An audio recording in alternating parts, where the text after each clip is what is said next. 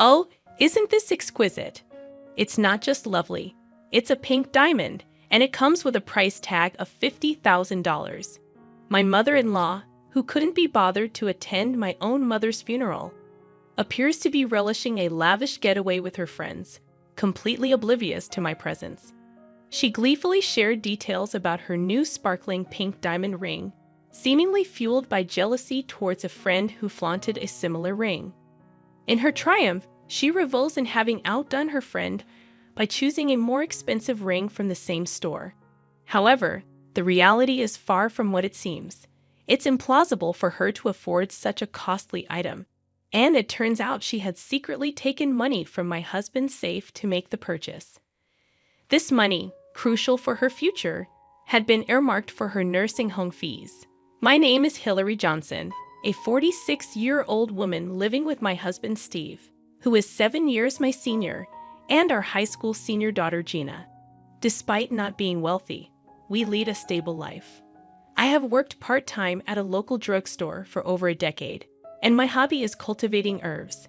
Lately, I've been challenging myself with a medical herb certification exam. Gina and I often discuss her future dreams, bringing us joy. 6 months ago, my father-in-law passed away, introducing significant changes to our modest lifestyle. According to his will, the house went to Steve, and the cash to my mother-in-law. The money was intended for her nursing home fees, given her age of 75. Despite this, she pleaded tearfully to live in the house, and after much debate, we agreed to cohabitate for a year while searching for a suitable home. The area where the family home is situated has now become a popular high-end residential area. Still, we are not wealthy. It's an old land holding. I learned that my mother-in-law had a habit of spending recklessly, and though I had prepared for it to some extent, the reality was shocking. As Steve heads out for dinner shopping, my mother-in-law, on the first day of our cohabitation, casually asks, "Hillary, could you lend me some money? I'm going out." "Thank you. Just in case something comes up, and I need more, give me $100 for now," she says under the pretext of buying dinner. I found myself pondering how much groceries she intended to purchase. Despite my reservations, I made the mistake of giving her the requested amount. 2 hours later, she returned by taxi, laden with bags from an upscale department store filled with expensive deli items and sweets. Tonight, we feast. I wanted to try these side dishes. They're supposed to be delicious, and we have desserts too, she exclaimed proudly. Curious, I asked, "Mother, how much did this cost?" She replied, "Well, let's see. I went a bit over because of the taxi, but I covered the extra, so it's fine." Her proud declaration left me speechless, but little did I know this was just the beginning. Managing finances became my biggest headache after moving to the family home. While my father-in-law was alive, we used online supermarkets for groceries, paying with his card. Learning from my initial mistake of giving her large sums of money, I no longer entrusted her with shopping and kept the wallet in a locked drawer. Unhappy with not receiving money, she stopped doing any housework, caring only for the flowers at the entrance. Despite our monthly allowance of $300, she squandered it on clothes, beauty salons, meals, or coffee with neighbors. By mid-month, she would usually run out of money and ask for more. Frustrated by her reckless spending, as I was saving for my daughter's education, I calmly admonished her when she requested more money for a lunch date with friends. "Even Steve, who works, gets an allowance of $300. I can't give you more than someone who's working, so please use it more wisely." Dissatisfied, she returned to her room, likely to ask Steve for money later.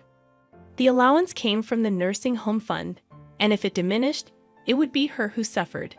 When Steve came home, I expressed my concerns. "Did your mother ask you for more allowance again?" He replied, "Yes, she did. But I can't be too hard on her. She must be lonely without Dad. She's always been vain, you know.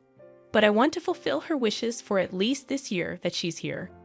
"I understand, but your kindness isn't truly benefiting her. Besides, it will eventually have repercussions for us." "You're right. I get it. My mother-in-law had a tendency to flaunt, especially in front of her 3 old friends who were mothers of my husband's classmates living in the neighborhood. I became aware of this during the funeral arrangements for my father-in-law. "Steve, it's your father's funeral, so arrange the altar this way and get more extravagant flowers. The neighbors are coming. Don't embarrass your father," she instructed. Steve, being the spouse, complied with her demands to some extent, but the costs were significantly high. My mother-in-law's primary aim was to show off to the neighbors. I even felt sympathy for her, having to keep up with people from a different lifestyle. During the funeral, she only greeted 3 families of her friends. One day, after having lunch with her friends, she came back excited, her eyes sparkling. Today, Debbie showed me a ring worth $20,000 that she got from her husband for their golden wedding anniversary. I've never seen a $20,000 ring before. That's a wonderful gift. You don't have such wealthy friends, do you, Hillary? You'll probably never see anything like that in your life, she remarked with superiority and sarcasm, using her friends to boast. Hillary, you're so plain. Why don't you put on some makeup? Have you ever been to an upscale lunch? It was all about one-upping me. I tried to ignore her words, but she seemed increasingly hostile towards me, especially after I refused to give her more money. After settling my father-in-law's affairs and starting to look for a nursing home, my mother's health took a turn for the worse. When my sister and I rushed to the hospital, the doctor informed us that she had about 3 months to live due to advanced cancer. She was in a fragile state and could deteriorate at any time. My mother had occasionally mentioned feeling unwell before, but being a person of great endurance, it wasn't easy for her to show any signs of weakness. I regretted not paying more attention to her. I asked my sister to stay with her while I went to fetch some clothes and valuables from her apartment. As I packed a large bag in her room, I found some cash, likely her living expenses for the month, in a drawer. I took the cash with me, planning to shower and head back to the hospital. I left the bag in Steve's upstairs room and, after getting ready, noticed the zipper slightly open. A sense of unease washed over me as I checked the bag and found the cash missing. Suppressing my rising anger, I went downstairs to my mother-in-law's room. "Mother, may I ask you something?" I inquired as she prepared to leave. Turning around, she asked, "How's your mother doing? I have plans with my friends right now." I confronted her. "The money that was in the bag in our room, you have it, don't you? That money belongs to my mother. Please return it." "I don't know what you're talking about. I never go upstairs." "Are you accusing me of stealing?" she retorted, rushing past me and heading for the door. "I'm going out for a fancy Chinese dinner with my friends tonight, so I don't need your poor excuse for a meal. Give my regards to your mother." With a smirk on her face, she left the house, leaving me in shock. Just then, Jenna came home and asked, "Mom, are you okay?" "Your grandmother's money. My mother-in-law took it." Unable to confront her without evidence, tears naturally started to fall from my eyes. Jenna gently stroked my back to calm me down. "That's terrible. It must have been her. I've seen her coming down from upstairs before. To think she would stoop to taking your grandmother's money. I can't forgive her. But how's Grandma? If you're going to the hospital, I'll come with you. Let's think of a way to get back at her." As we walked, Jenna's words encouraged me, lightening my heart a bit. Despite feeling sorry for my father-in-law, I decided to protect my family in my own way.